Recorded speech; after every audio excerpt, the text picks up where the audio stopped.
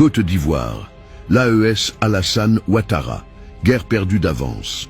Les élections présidentielles ivoiriennes achevées par la victoire de Alassane Dramane Ouattara pour un 4e mandat illégal et félicitées par la communauté dite internationale, en particulier les États-Unis, sont le chemin ouvert pour l'affrontement direct sur le champ de bataille entre les pays du Sahel et la Côte d'Ivoire, base arrière de l'OTAN et les États-Unis pour la déstabilisation de l'Alliance du Sahel.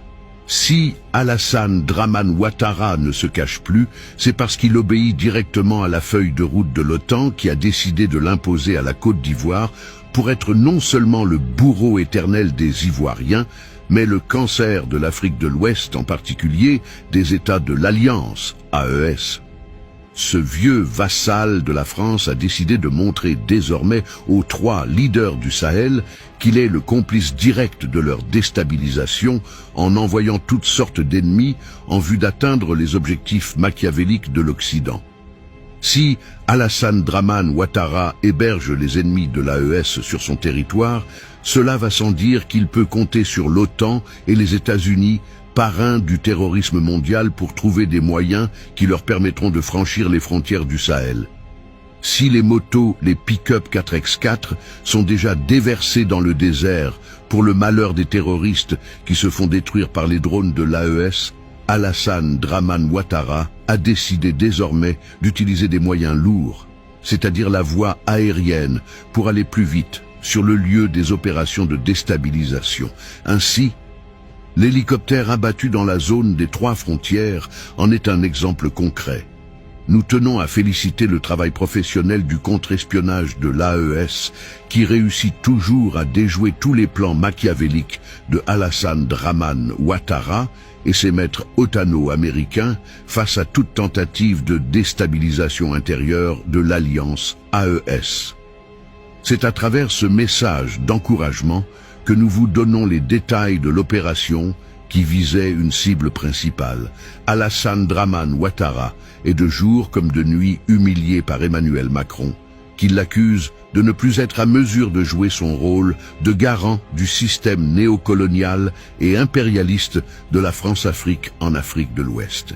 C'est cette injure en sa personne qui a motivé le vieux vassal sanguinaire à autoriser une intervention de déstabilisation dans la zone des 3 frontières. L'hélicoptère de type Mi-17 modèle V5 chargé de transporter des hommes armés a bel et bien décollé de nuit depuis l'aéroport de Korogo pendant les préparatifs de la campagne électorale, les Ivoiriens étant concentrés sur la forfaiture électorale de Alassane Dramane Ouattara. Ne se doutez pas que ce dernier avait pour intention de détourner l'attention de tous sur sa mascarade électorale pour frapper au cœur de l'AES, afin de créer une fissure et permettre aux mercenaires européens, en particulier français et ukrainiens, d'entrer et finir le travail. L'hélicoptère qui a décollé de la Côte d'Ivoire de nuit a éteint tous ses systèmes de vol et de repérage, à savoir son transpondeur aux frontières du Burkina Faso et du Mali, afin de contourner tous les systèmes de verrouillage anti-aérien qui pourraient l'identifier et le neutraliser. À bord de l'appareil se trouvaient 15 terroristes, dont 2 pilotes ukrainiens, 8 mercenaires français, instructeurs en infiltration et combat de localité, et 5 chefs d'opération chargés de guider les terroristes sur le terrain des opérations après l'atterrissage. Malheureusement pour les envahisseurs, le service de contre-espionnage conjoint de l'AES était déjà informé de l'opération appelée Dune du Sahel. Cette mission consistait en réalité à neutraliser la force conjointe de l'AES qui sécurise la zone des 3 frontières, le centre névralgique de toutes les attaques terroristes. En toute vérité, l'attaque de la zone des 3 frontières était l'étape préparatoire pour lancer une offensive sur la capitale la plus proche, à savoir Niamey, la capitale du Niger, située à 200 km, le Burkina Faso étant à 500 km et le Mali étant jusqu'à 1000 km. Le but principal était de neutraliser d'abord le général Abdourahmane Tiani, qui fait office de socle de base pour l'Alliance du Sahel avant de semer le chaos dans les autres États, à savoir le Mali et le Burkina Faso, selon l'organigramme de l'OTAN.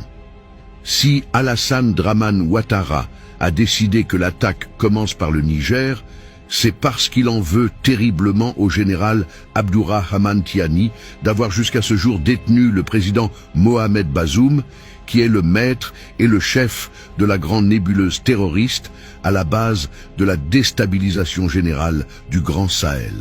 En résumé, la libération de Bazoum serait un espoir ultime pour déclencher et réveiller tous les clans de djihadistes et terroristes endormis et qui attendent l'autorisation de ce dernier à qui ils font allégeance et hésitent encore à rejoindre les autres groupes terroristes déjà engagés sur le terrain. C'est à l'approche de la zone ciblée, c'est-à-dire la zone des 3 frontières, que l'hélicoptère Mi-17 V5 transportant les terroristes a été touché à basse altitude en mode atterrissage par le système portatif de défense aérienne, à savoir le Sterela 2 SA-7 Grail des forces de défense et de sécurité conjointe de l'AES. Touché au fuselage et au rotor de queue qui regroupe le système anti-couple, l'appareil a perdu de la portance, ce qui a occasionné son crash et tuant tous ses occupants.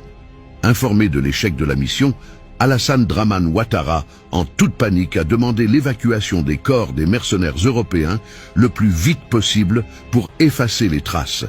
Malheureusement, lors de l'exécution de cette tâche, l'armée conjointe de l'AES a repéré les mercenaires au nombre d'une trentaine qui ont été tous détruits par un missile guidé tiré depuis un drone dans les airs. Alassane Dramane Ouattara, qui a certes pris le pouvoir pour une 4e fois dans l'illégalité, et le sang des Ivoiriens, pense pouvoir exécuter à la lettre les ordres de ses maîtres satanistes de l'OTAN et des États-Unis, pour atteindre ses objectifs de déstabiliser l'alliance puissante du Sahel.